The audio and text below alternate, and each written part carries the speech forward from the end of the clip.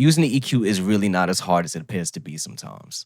Sure, there may be a few dials and buttons you're not familiar with, and some EQs don't even have a graph at all. You can't see what's going on, and you solely have to rely on your ears.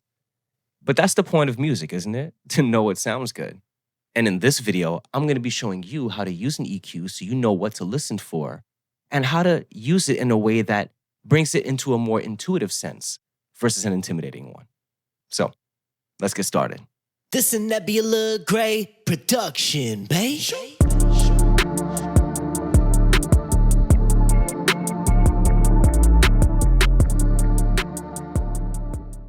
Okay, so we have Ableton opened up. We have an audio track primed and ready, armed for recording.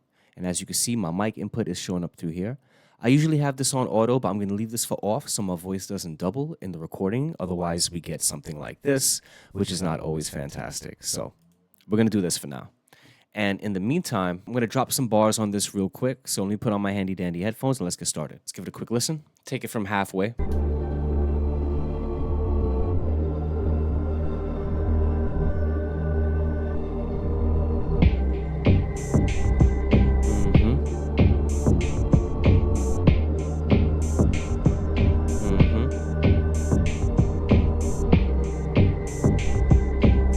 Okay, so I think we have a pretty good idea of what's going on, so let's get started, right? Let's drop some bars in.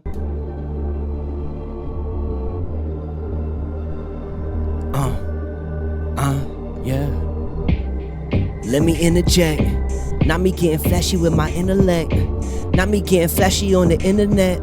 But I can get flashy if you're feeling it. So let me ask if you're feeling it. Are you feeling it? Only yellow tape if I'm killing it.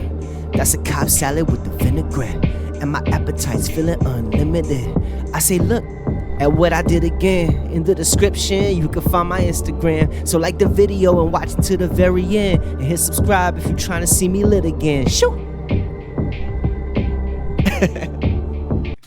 Alright, bet. So now that we have that in, let's give it a quick listen. First thing I'm going to do over here, I'm just going to raise my volume just a little bit, just so we can make it a little bit more audible by 1 dB. I usually do not touch my faders at all, but for the purpose of this video, I want this to be a little bit louder. Let's go 1.5. Quick playback. Let me interject. Not me getting flashy with my intellect. Not me getting flashy on the internet. But I can get flashy if you're feeling it. So let me ask if you're feeling it. Are you feeling it? Only yellow tape if I'm killing it. Boom, right? So let's start off with the EQ. I know we have an auto-tune plug-in here, but we are going to cover auto-tune as its own video. This is here just to supplement the idea of the song so I could sing out some of the vocals and just get the video going for you, okay? So first thing we're going to do is we're going to bring up an EQ. In Ableton, you can find your EQ in the audio effects section or in the plugin section if it's a dedicated plugin for EQ by a third party, like FabFilter, for example. So in audio effects, we're going to go over here. We're going to look for EQ8. Ton of presets, but we're not going to use any. We're just going to drag the EQ and bring it right into the audio track. And as you can see, this audio track is highlighted here, so we know what we're doing and what we're working with currently. While this EQ is here, I'm going to play the audio, and I want you to see what's going on before I start explaining how this works. Let me interject. Not me getting flashy with my intellect. Not me getting flashy on the internet. But I can get flashy if you're feeling it. So let me ask if you're feeling it. Are you feeling it? Only yellow tape if I'm killing it. So basically, when you look at the EQ, you can see the waveform going off in the background, and we have these nodes. These nodes will allow us to change and kind of distort, supplement, boost, and cut various pieces of the audio that's currently playing. And these pieces are broken down into these sections over here. And everything from 100 and lower are going to be your lows. Everything between 800 and I'd say around 1500 is going to be more of the mids. And then everything from 1500 up is going to be high, mids, and highs. Highs is generally past the 10K, sometimes past the 8K range, depending on the tone of the song. So what we're going to do here is we're going to start off with rolling off our lows, right? So the low end information is the rumble, the bass in my voice, and sometimes it's a little too much. As you can see in the EQ over here, past 100, this is a little bit too much information, and this is going to start clashing with the 808, the drums, and the kicks specifically in the drum set. So in this particular case, the best thing to do is let's roll off some of the bass up to about maybe 100 hertz. I like to keep everything within a 90 hertz to 130. Sometimes I'll go as low as 85, 80. And here's an example of us going to at about 85. And what I'm going to do is I'm going to play it and I'm going to turn the EQ off and on so you can hear the difference between what this one little cut can make. Let me interject. Not me getting flashy with my intellect. Not me getting flashy on the internet. But I can get flashy if you're feeling it. So let me ask if you're feeling it. Are you feeling it? Only yellow tape if I'm killing it. That's a Cobb salad with the vinaigrette. And my appetite's feeling unlimited. So as you can see, when I bypass it, A-B it, and have this turned off and turned back on, you can hear there's a little bit more rumble. And depending on your listening source, if you're listening on laptop speakers or actual studio monitors, you may not be able to determine the difference off face value. But once the mix is being played through a venue or anything like that that involves really big, powerful speakers or even studio monitors, then you're going to start hearing some of that rumble. And the more and more you can take away without ruining the bass or removing too much of the bass in your own voice, that's a great way to start an EQ. Is to just roll off the lows, okay? Let me interject. Not me getting flashy with my intellect. Not me getting flashy on the internet. But I can get flashy if you're feeling it. So let me ask if you're feeling it. Are you feeling it? Only yellow tape if I'm killing it. That's a Cobb salad with the vinaigrette. And my appetite's feeling unlimited. I say, look at what I did again. In the description, you can find my Instagram. So like the video and watch until the very end. And hit subscribe if you're trying to see me lit again. Shoot! Right? Even at 130, you can tell that the vocal does get a little bit more brighter. And we are removing a little bit too much bass for my personal taste. I personally would like to have this vocal sit at around maybe 90-ish. But to be certain, what I like to do is push it sometimes to about maybe 150. And then roll it back until I find a nice sweet spot. Let me interject. Not me getting flashy with my intellect. Not me getting flashy on the internet. But I can get flashy if you're feeling it. So let me ask if you're feeling it. Are you feeling it? Only yellow tape if I'm killing it. That's a Cobb salad with the vinaigrette. And my appetite's feeling unlimited. Yeah, 95 seems really good. It's 95.8, but we'll be all right. So next thing we're going to do is put this back to 95.8. That's where it sounded great. And we're going to play this again. Let me interject. Not me getting flashy with my intellect. Not me getting flashy on the internet. But I can get flashy if you're feeling it. So let me ask if you're feeling it. Are you feeling it? So you're going to see a lot of these peaks is going over this threshold mark. This is our 0 point. This is where unity gain is. And what we want to do is we want to try to make sure that anything that goes above here is at least controlled as much as possible. For example, I would take the 2-band over here, raise this up to the very top and over-exaggerate it. With it being this over-exaggerated, it allows me to hear specific frequencies louder than others. And this allows me to weed out the frequencies that are piercing to the ear versus ones that are appealing to the ear. So let's take a listen and see what we can find. Let me. I currently have audition mode on. This is going to solo the band so I can specifically hear these ranges. I'll turn it off and on so you can hear the difference. Let me interject. Not me getting flashy with my intellect. Hear that? Not me getting flashy on the internet. And take this, turn it back on, and now we can hear that specifically.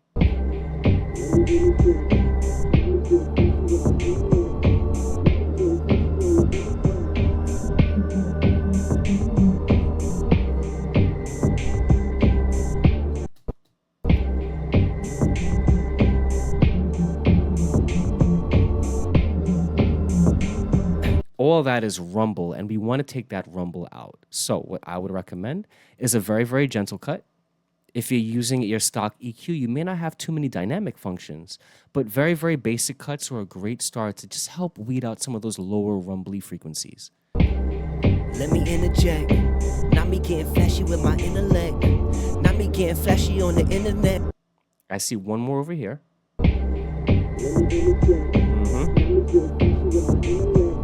And then what I like to do is I like to take the cue narrow it down. Let me interject.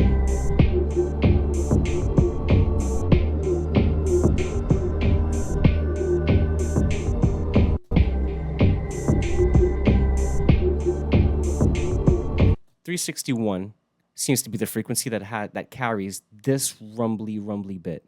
So let's bring that down a little bit. Take my Q, narrow it, and just bring this down by about -1. This is not even at -1. This is at -95. Just as an example. You can do it more or less depending on taste. Let me interject. Not me getting flashy with my intellect. Not me getting flashy on the internet.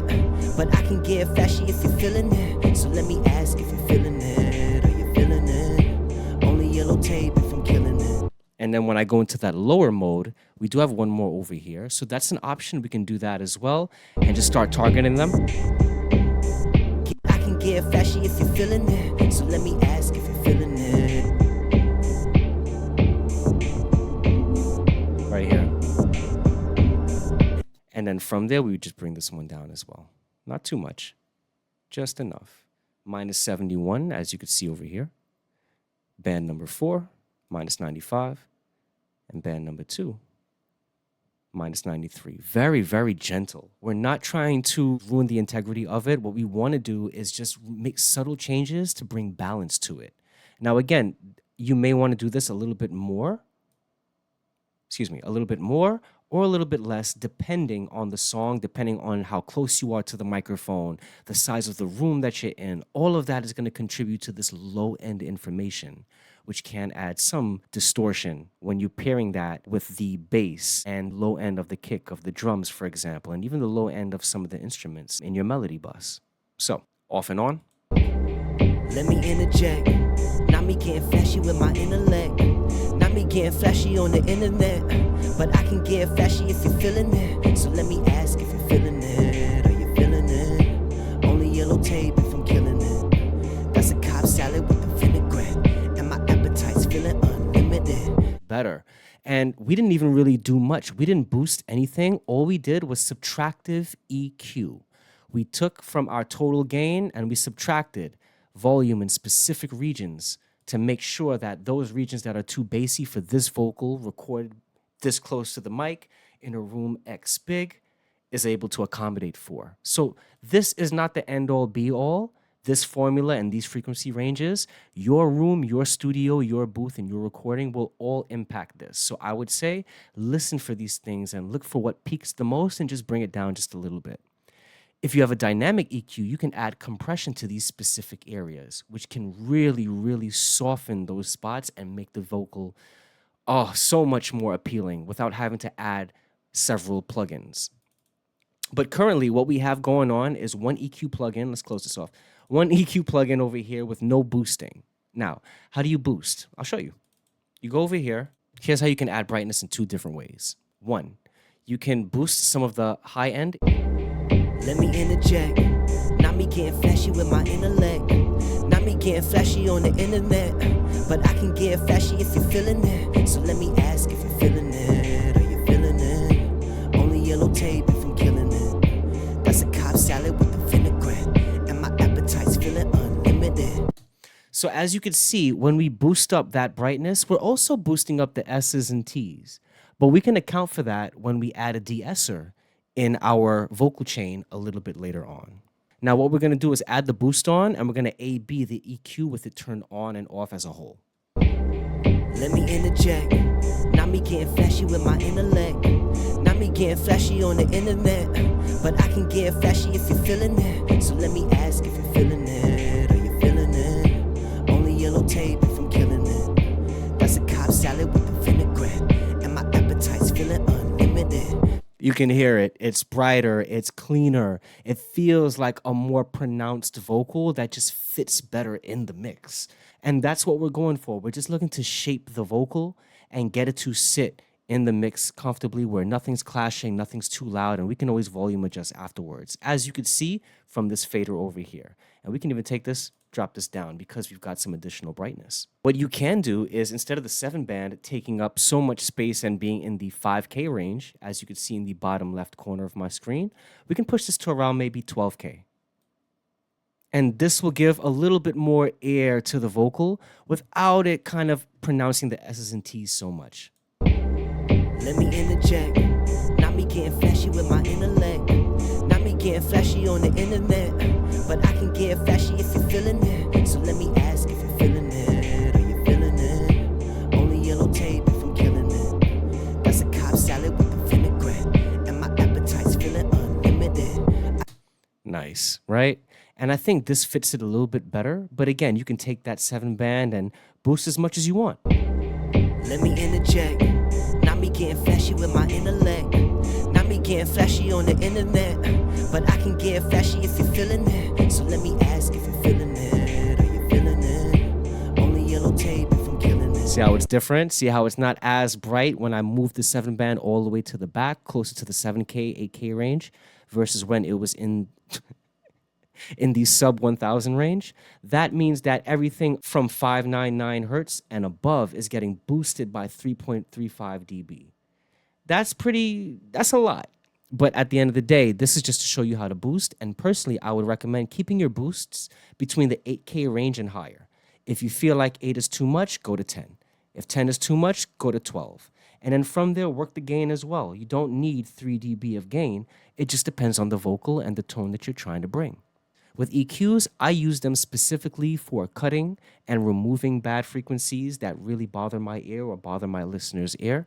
And then from there, I like to take the compression, the saturation, and use these tools to add the body, the gain, and even some bass back into my vocal. So what we're going to do here is we're going to leave this as is, but you can take the 6-band over here, for example. You have 8 bands on an EQ for the most part. Let's give it a quick little boost. Bring this down. And then from there, a nice wide boost like this, how it covers a nice wide area like this, should be sufficient. Let me interject. Not me getting flashy with my intellect. Not me getting flashy on the internet. But I can get flashy if you're feeling it. So let me ask if you're feeling it. Are you feeling it? Only yellow tape if I'm killing it. That's a Cobb salad with the vinaigrette. And my appetite's feeling unlimited. And as you can see, it's going to give a boost into that 1K range. Now, 1K range is where the brightness starts to come out. It's like a nice blend between warmth and brightness. You're right in the mids around that 1000 range. So if you wanted to boost the mids, you can, but I would recommend being very, very gentle with any boosts that you're going to be making if the EQ is the first plugin in your chain. You're going to be adding saturation. You're going to be adding makeup gain from compression. And we are going to be covering those things. But for the most part, this is how generally I would work in EQ. Very, very gentle roll-offs on specific frequencies, cuts on specific frequencies, and a roll-off around the 90 hertz range. I'm at 95.8, but again, you can go as far as 85, 75, as long as you're not clashing with the kick of your drums and your bass. And that's the EQ for Ableton. And there you have it. A job well done. We've managed to tackle the low end and make sure we clean out that rumble so it doesn't clash with our kicks, our bass, anything in the low end range, usually past the 85, 90, maybe even 75 range if you're feeling antsy.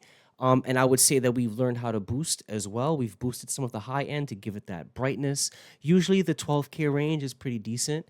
10K and 8K works completely fine, but you are going to be boosting your S's and T's as well. So be mindful of that. And we've managed to roll down or cut some of the low-end frequencies that had the boomy and boxy tones.